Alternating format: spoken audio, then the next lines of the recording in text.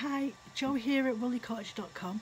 I thought I was in the middle of doing something to my Dreaming Robots 6.0 spinning wheel, and it's changing over the traditional flyer hooks with little tiny wires on them, because I like to spin different type densities of wool, and sometimes I was finding that if I wanted to put beads on my art yarn, the yarn itself was getting trapped in the wires, so I was constantly messing around with it. Fortunately for Christmas, my other half bought me just a domestic hobby 3D printer, an Aquila X2 I've ended up with series. Long story, 3 of them I've gone through, this is the 3rd one. This one actually works, and I have been printing off using a fibre element called a PLA or a PLA Plus, and it's actually an eco-friendly byproduct fibre made from cornstarch. I have been starting to sell things on my website. I've got yarn bowls that I've been printing off. I'll just grab you one example of yarn bowls and this metallic. I love the metallic stuff. I'm not really keen on the flat colours unless that's what I've been asked to do, and I do have quite a few collections, but they come as a kilo or a pack of 4 in 25 grams. So on the smaller ones I could print off one bowl, a couple of these accessories, and an iddy noddy and a diz. So I'm getting there. There'll be more things that I'll produce as time goes on, but I'm still learning how to use the contraption. So I'm now at a stage where I feel confident enough. There will be items on the website. There is actually a bowl on there at the moment, a beautiful little bowl that is on there, but it has one tiny little print flaw on the back of it, and it's like bugged me. So I have put a discount price on that from what it will be for its normal price. But it's these coppery oranges, and it turns from a pink into a darker shade of like a lilac colour. So this one's on the website at the moment, a discounted price, and I do have another one which is like a rose gold colour. So they are slowly but surely going onto the website, and I thought, well, what I'll do is I'll make this video, I'll put it on my YouTube channel, but I will put the link in on my website in my blog post if anybody wants it in the future when you order, because I have sold quite a few of these 6.0 electric wheel spinning accessories on my website already. I've had quite a few custom orders come through for specific colours, so I have been doing those. I have managed to stick a set on, and I've got another set to go on today. I was going to put 2 on, but I thought, no, I want a set. What's the point of making something if I don't even get one myself? So this set didn't print off quite perfectly as I would like to, and I would not put it onto the website, so I'm keeping this one for myself. And what it'll come with, what it'll consist of in your set, is one orifice reducer. So look at that metallic, so that's purples, golds into a coppery bronze. Isn't that so cute? So if you want to bling up your spinning wheel, your electric wheel, then I'm your lady. With that comes your tension knob. Again, it's got the iridescent metallic shine on it as well, and I'll show you how to put this together. Also, you're printing your caps for the end of your flyer, and with it I will be giving 6, so just in case you lose a set, 6 of these large flyer arms, the hooks for the flyer, in your set. So that's 10 items in total, and I'm selling them currently for £15.50 I think. And they also come with a small organza bag, so you can put your items in so you don't lose them, or the parts that you've exchanged them for, or if you have a couple of these sets in different colours, because I am printing them all in different tones, different hues. This set in here is, I think it's blue and red on the set. I'll just get you one out. So there's this one here, and it's got this purpley greeny sort of tinge to it, and it changes all the time, so you've got dark and moodies and that sort of thing.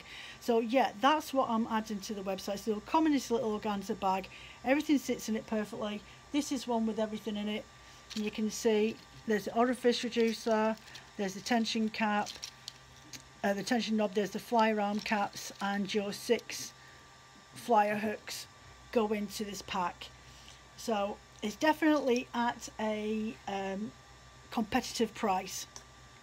I'm very aware about people's budgets, and I'm literally charging the cost. It takes me roughly about 7 to 9 hours to print these off. You're thinking, well, how can there be a difference between 7 to 9 hours? The printer is all about, because when I start it off to print, I have to put the reduced time down on it so it doesn't print off too fast and make errors. But if I go out or get busy with something, then sometimes I forget to turn the time back up to 100%. So yeah, roughly between 7 to 9 hours to print off. So there's all electricity being used and everything else in there. So I feel like I have to justify the price. But I have been told it's very, very competitive, because I do know for a fact that you can buy flyer arms from a company on Etsy, and they're charging about about £6 something for a set of 6, or set of 6 of these flyer arms for the 6.0 as well. I will be eventually doing the bobbins to go with them, and they need to have bearings that I have to buy with those as well. But that's something that I'm still in a trial period. But remember, my items are never going to be as flush, and neither is anybody else's. They're never going to be as flush, because these items are printed off on industrial printers. They have a different way of doing it. It's completely different from a domestic 3D printer. Eventually, if my 3D printed items take off, I will be saving up for a more expensive, better quality printer that I can get the finest print from. But at the moment, I have a domestic one, and the 3D commercial industry at the moment is realising there's a lot of people out there like me and hobbyists that are wanting to create their own items or accessories to help just diversify their business a little bit. So they are making these things more affordable. I think my printer costs about just shy of £200, and it's a brilliant little piece of kit. It's a bit of a fiddle. Sometimes you have to mess around with it, and I had a bit of a disaster this morning and I had to stop it and get it going again. But yeah, it's a really good invention, and it's a really, for me, it was a great gift to have. I would never have gone out and bought it myself, but Phil bought me it for Christmas. So I'll tilt you down a little bit and I'll talk you through what you want to do with your bits. Okay, right, so a second, I'll just bend you down a little bit without you toppling over. Okay, so I've got these on already. So take off your little plastic flyer caps at the end. Okay, these have all got a brilliant finish on them because they have been made industrially. I'm going to take off these flyer caps that I made when I was first using my printer, because I want the set to match, because I don't have a matching set on this now. So I'm going to get my flyer arms. I need to sand that down a little bit, so I'm just going to get my little sanding paper and I'm just going to smooth it out a little bit on the back. There we go, that's better. And I'm going to just slide it on the arm like that, and I'm going to push that one all the way down the bottom. And what's great about these is the gap, because you can push that down and try and stock that in place, and that guide you need there, because they do, I mean, even the ones that we had on there that come with it, they do slide up and down quite easily, and you do have to adjust them anyway. So it's no different from those, they're just a larger hook on them. So I'm going to get my next one, if I can unloosen it from the inside of another one. Right, okay, so there is my second one, and I'm just going to push that on there. And then I'm going to get my flyer cap, this little cutie, and this rosy gold, how it's come out. It will fit in there snugly, but because there's a gap in the arm here, it will allow for anything different from what it's used to be inserted in there. It's a little bit snug. It does go in, don't you worry about that. It does go in because of the diffraction of this gap on the inside of the flyer arm. So I'm going to do my other arm next. Put this one on and push that all the way down to the bottom. And again with my other one, you want to make sure that your hooks, if hook gaps are facing outwards, okay, not inwards, because it's not going to hold your yarn. You want them facing inwards. Okay, I'm going to put my other cap end on this side. Nope, my nails are getting in my way. There we go. So there we go, I've got those on. Next is your orifice reducer. Okay, so originally it would come like that and it slots in there really easily. Okay, and that's how it would normally go. And then you've got your little gap at the end. It never goes all the way through because it's only got a limited amount of space. So with mine, it seems okay, exactly the same. I'm going to push that in. Mine are a little bit snug. There's not as loose to move around. It's a little bit stiffer to move, but that's fine. You know it's not going to come out, and you do need to use just a little bit of a twisting motion to get it to come back out. Not a problem. Okay, so there you go. One nearly blinged up. Right, now the complicated bit is changing over your tension knob. Now I'd advise you ladies to go raiding the other halves. Now I say this with the nicest of intentions because when I was on my own for many years, I always had my own toolboxes. So I'm not being that we haven't got a clue what we're doing. We do. So if you're a lady on your own but you don't have many tools and you haven't got a screwdriver that has at least a shaft of, let me see, of at least 8 centimeters, go 9 with the tip end on this, right?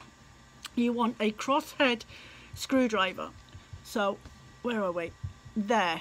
You want a crosshead with the cross arms on that. It's called a Phillips screwdriver. If you don't have one that's long enough, because some of us love those dinky tools, I've got a dinky hammer, go down your DIY store, look for a screwdriver that has these. You can take it off and it comes in a pack. You've got loads of different little bits, drill bits that will attach onto it in a flathead in various sizes, and the Phillips crosshead ones in various sizes in a kit, and you can get it for under 15 quid, and then it's always in your tool set in your drawer waiting for those emergency days when you need to fix something or undo a plug. Okay, so you can get one of these. This one originally did come with loads of bits. It's fills, they've gone missing. What do you expect?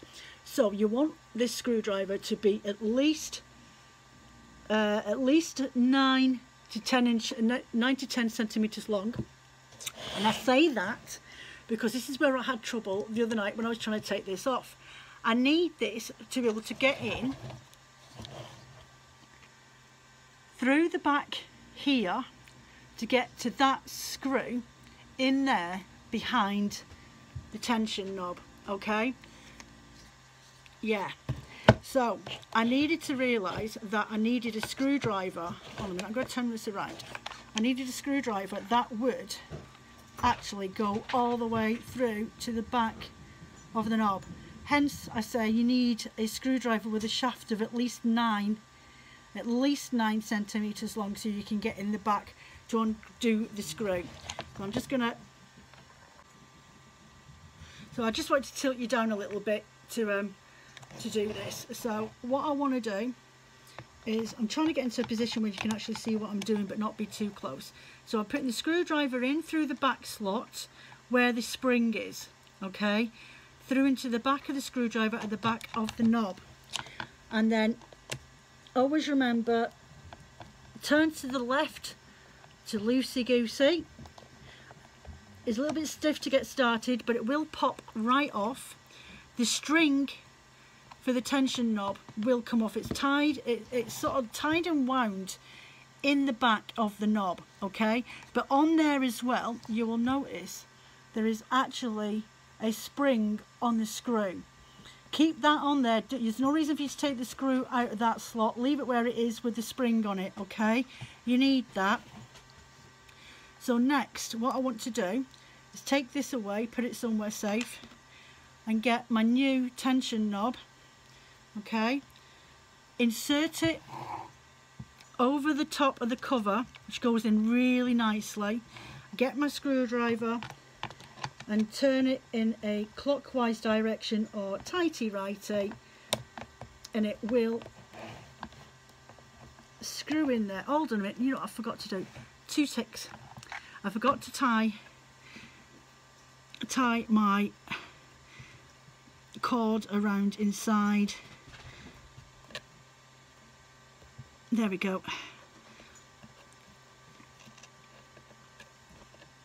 And push that in there. Hopefully it won't come undone on a second. Okay, so I've took it off. Okay, get your cord. It has got a little knot on the end of it. That's how it came up. I couldn't figure out how it had been put on there in the first place.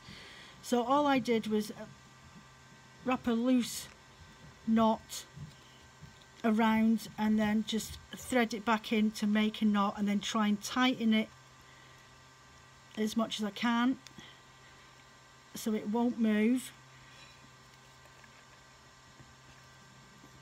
Okay, there we go, that's in there. That little knot should tuck in there, and if I just use my screwdriver just to wedge it in place and push that thread down. Thing is though, I need to replace this cord. It's all broken and snapped, so I know that I need to do it at some point. So at least when this has been taken off, if you ever have to replace it, you know what it is that it's expected of you, whether you buy one of these little sets from myself or from somebody else. Right, now get this again, put it back over the top of that screw with the spring on. Put your screwdriver in the back through that slot, you see where I'm at, and I'm turning righty to screw it into place, but using my fingers to help give a bit of pressure in the back. Oh.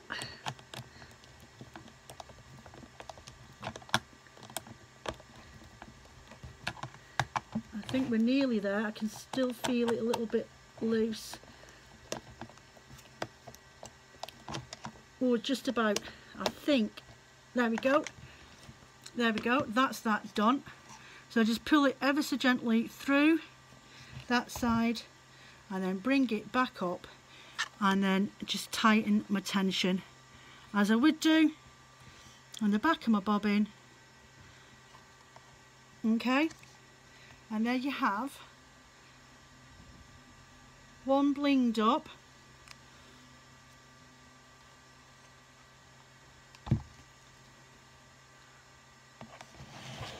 6.0. Now for those of you that do actually have a smaller version electric wheel, I don't have that small version at all, so I haven't printed off these, but that's not to say that I can't. If you want a custom order, I can have a look to see if I can find the print. If you just let me know what model it is that you've got, and I'll have a look to see where I can get them from. Now I have to attribute these prints. They are free for us to use and to print off at our discretion. They're from, hold on a minute, I'll just get my notes because I have put it on my website at the bottom of my descriptions. And the Creative Commons Attribution 4.0 International License to Maurice Ribble of Dreaming Robots at www.dreamingrobots.com/product/EEW6. So I do have that written down, and I will also do the same when it comes to when I finally get round to doing the bobbins for the wheel. I have been asked by numerous people to do them. They're a lot harder than what you realise to get printed off, but I am starting to learn the nicks and nannies of my printer, so fingers crossed in the future. But for now, you can bling up your spinning wheel. There you go. So I hope this video was useful. I've got to go off now. I'm going to spin up and do my 3-ply video. So I will catch you later. Thank you very much for watching, and hit that thumbs up and that subscribe for any other videos and contents that I produce over the coming months. As I say, if you're looking to buy these, they are on my website. If you can't find any out of stock, just give me a shout out and I can let you know if I've got any batches that are ready to go onto the website, or I can print them off with custom colours. You take care of yourselves. Thank you very much. Bye for now.